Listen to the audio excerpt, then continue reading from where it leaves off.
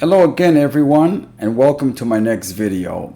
Today I present to you the continuation of Rabbi Gestetner's series of refutations to the second Collive video, False Rabbis, linked for you below, which was put out by Yosef Feigelstock and Rabbi Chaim.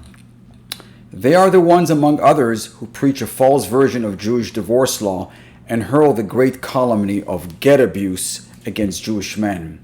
In today's segment, I will be continuing where I left off in part 4 of this series, the entirety of which you can find under the playlist tab of this channel. That is where you can also find my Get Informed playlist, which offers instructional videos for the novice trying to navigate the shark-infested waters of modern Jewish divorce. For those of you who don't know, Rabbi Gestetner and I spare no arrows in defending our Torah and halacha against charlatan rabbis who manipulate, distort, and invent halacha in order to further the divorce agenda and get writing business. They are committing the serious sins of ivus adin, get mausa, Eishes ish, and countless other sins. Most rabbis today remain silent while these fake rabbis and the fake Bezdin rabbis continue to espouse their heretical views in matters of Jewish divorce and gittin. These rabbis who remain silent while those egregious breaches of halacha are occurring with gittin will ultimately be held responsible for this by the Bezdin Shamayla or heavenly court. There is a concept of shtiko kehodah. Silence is tantamount to agreeing with the offender. So in Judaism, you're either on the side which defends our Torah, halacha, and traditions, or else you are simply a reformer, one that alters and manipulates the Torah to suit his or her own needs. And those who remain silent while all this is going on are automatically considered to be supportive of the reformers. Therefore, since most rabbis today remain silent on this issue, it has become the mission of Rabbi Gestetner and I to expose these reformers of our Torah. We are doing this in order to bring awareness not only to the distortions of halacha that are happening, but also to protect the public from falling prey to these fraudulent rabbis. These characters are trying to ensnare us by causing irreparable harm to our lives through their false halachic rulings. One of the worst offenders in this regard, Aryeh Ralbag, was just exposed by me in my last video, which is entitled Aryeh Ralbag, the quintessential corrupt rabbinic judge. In that video, I explain how this cowardly buffoon boasts about his non-kosher coercive methods which he employs in order to obtain a get. You know, the most fundamental halacha in hilchos gittin is that a get or divorce document must be arranged willingly at the pleasure of the husband. So along comes Ralbag and boasts about the connections he has in Europe and Dubai, which he uses in order to jail any man who refuses to give a get. It goes without saying that Ralbag's questionable activities go against the letter and spirit of Jewish law. He and other rogue rabbis have wandered so far off the beaten path that they have no qualms admitting now that they have officially reformed the Torah and allow the jailing of a man in order to extort a get out of him. So let it be known that any rabbi who deals publicly in reformed hilchos gittin will be challenged and ridiculed on this channel for attacking and denigrating our Torah and Masorah. There is no greater chilul Hashem than someone who publicly misquotes, distorts, or fabricates halacha, and through his words or actions brings about the great sins of Eishes ish or adultery, which our sages have stated that we must give up our lives before violating. So without further ado, let us dive right into statement number 6, shall we? At approximately the 20-minute and 19-second mark, Feigelstock endeavors to describe the halochos de Rabbeinu Tam. He casually states that only some poskim forbid the use of financial penalties while trying to secure a get, and therefore there's no problem with going about doing that. He also talks about not giving the man an aliyah and honoring the synagogue. Let us listen to it now in his own words. So came Rabbeinu Tam, and he says, okay, we're going to be choshesh to the Shittas Harosh, and we're going to permit not to beat him up, but to give him a halochos to Rabbeinu Tam. And as we're going to put social pressure And Rabbeinu Tam says, we're not going to put a mechayim, but we could give a decree on all the Yidden not to do business, not to do a favor with him, not to do milah to his children, not to bury his dead till he'll give a get. And the Shulchan Aruch even amplifies that. And anything what the Bezdin sees that they could decree shall be done. And the concept, why is that not considered a get musa? There are two answers, and I'm going to only apply to one of them. When a person is coming to do business, I have no obligation to sell him. I have no obligation to buy from him. If I want to, I could do it. So he cannot demand that we sell to him or we buy to him. So Bezdin can give a decree, nobody should buy or sell with him, because we don't owe him that. Mashenkin, to take out $100,000 his pocket and say, if you don't give a get, that will take away from you $100,000. That will be a get musa according to some opinions, not to all. So, taking away something that he cannot demand, or similar, there's no obligation to give him an aliyah. If we say don't give him an aliyah in shul, he cannot claim you have to give me an aliyah. We don't want to. Fooling stock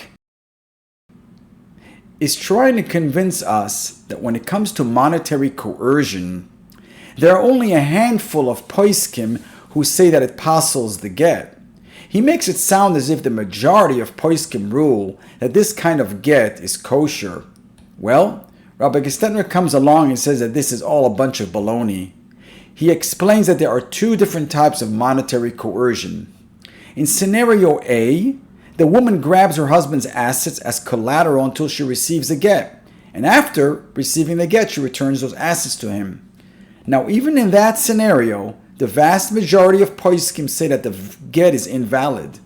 To be exact, it is 171 poskim who say it, listed in 250 sources, against only 7 poskim who argue that the get is kosher. So it should be self-evident to anyone who understands the halachic process that we follow the majority of poskim who declare that the get is pasul. And yet, Feigelstock has been caught again, red-handed, picking and choosing from amongst the minority of poskim and creating counterfeit halacha. Now remember that I said there were 2 scenarios. Well, according to Rabbi Gestetner, scenario B is the one that we are most familiar with today, and that is the case where the woman steals her husband's assets through the civil courts. Besides for his money and property, the theft also includes child support, alimony, and even the legal fees that the man has to pay, due to the fact that she sued him in secular court, which is another violation of halacha. And to top it off, in this scenario, the woman never returns the money after receiving the get, so it is considered gezela gomer, outright theft, according to halacha. Now, Rabbi Gestetner says that a get given under such conditions is pasul according to all poskim. Let me repeat that again. There is not a single posik who says that a get coerced through the modern day financial shenanigans of the wife are kosher. And here is where Rabbi Gestetner poses the following challenge to Feigelstock. Show me one single posik who says this type of get is kosher. Of course, we cannot count any rabbi in the Israeli Rabbanut, which Rabbi Gestetner compares to the Vatican. Therefore, the obvious conclusion is that the result of today's get coercion industry are invalid divorces being created everywhere, even though that in all cases the procedure is that the husband states that he's giving the get out of his own free will. Because as long as the woman seizes his assets through civil courts, all the poskim are in agreement that the get is pasul, as is paskin in Shulchan Aruch Siman 134 Seif 7, which states that even if the husband says roitza ani, I am willing to give a get, and does the bittul hamidos, that his previous utterances to the contrary are null and void, still the get is invalid. Rabbi Gestetner adds to this the following. that in a case of a woman who steals from her husband by using the civil courts, that it is perfectly okay for this man to go ahead and remarry even while he withholds the get, which he will now only release after she reimburses him of every single penny that she stole from him, including all damages. This ruling is brought down in 30 different poskim, which can be verified in the description box below. And there is not a single posik who disagrees with any of this.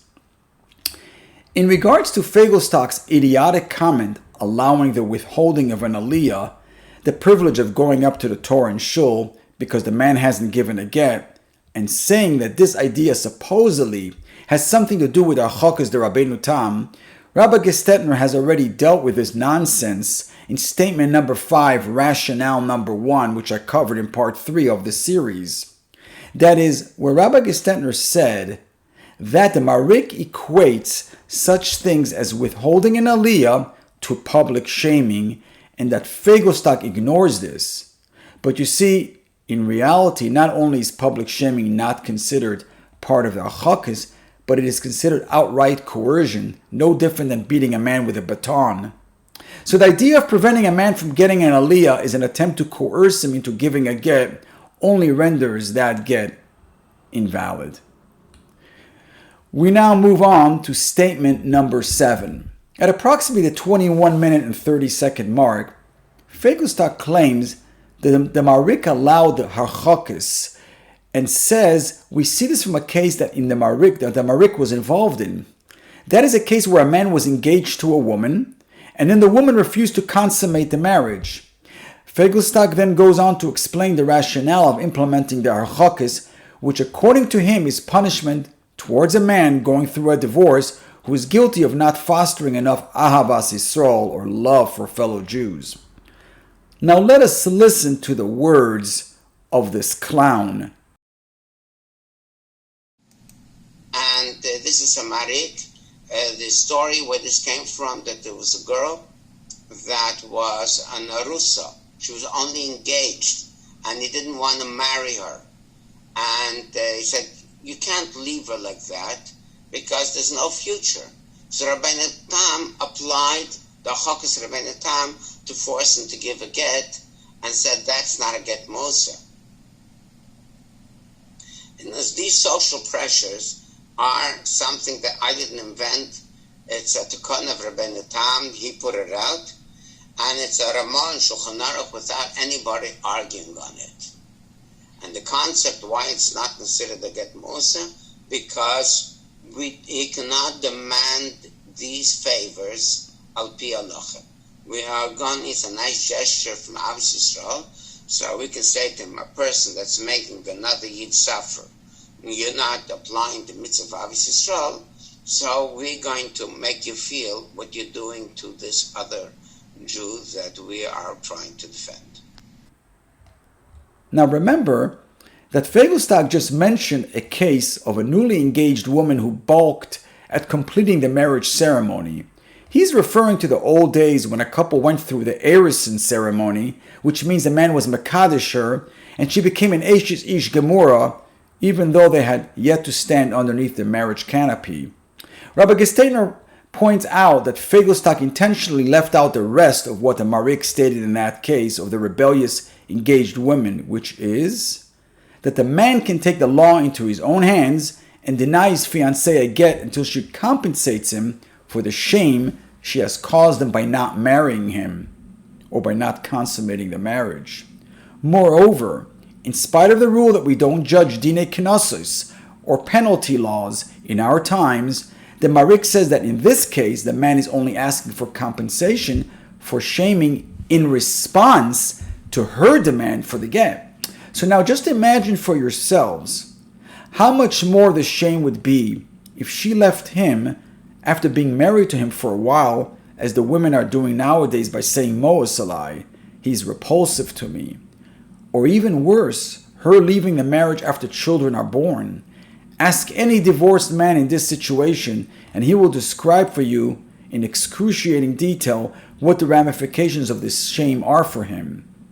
And finally, add on to all of this the public rallies and social media shaming that is being employed nowadays with the goal of destroying a man's reputation throughout the entire world.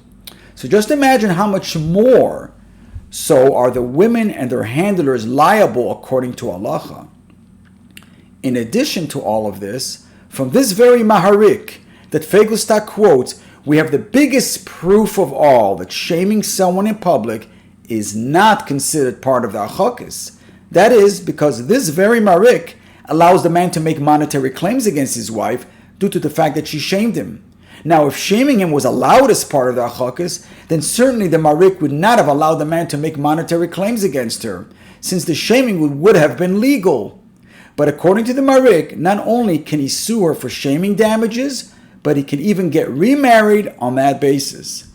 And by extension, this also proves that Rabbeinu Tam did not permit public humiliation as a form of halochos. All of this was stated in the Maharik many years before the Mari Ben Lev banned all the halochos from being used at all, due to the fact that the halochos regimen simply became unbearable. So my friends, I have presented to you a permanent refutation of the heretical and nonsensical views of Feigelstock, Kahan, and all of the other fake rabbis who falsely implement the right to protest in front of houses and other places in the case where a man has not issued a get.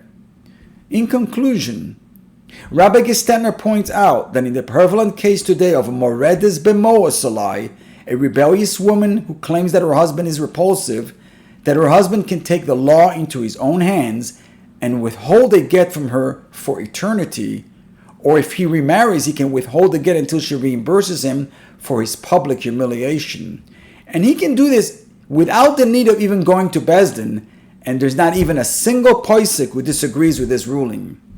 Be that as it may, I don't have to remind you about the endless parade of fraudulent rabbis today who are trying to shoehorn feminism into the Torah.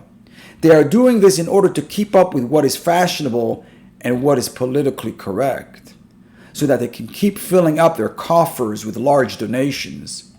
Therefore, they can never be expected to follow the true path of Torah, which requires doing away with expediency and curtailing our personal desires in favor of doing what is right and correct, whether it suits our personal tastes or not. And I know that you who are still here watching this video all the way to the end are probably the kind of person who's interested in following the truth wherever it may lead. So therefore, I thank you for watching and look forward to seeing you all in the next video.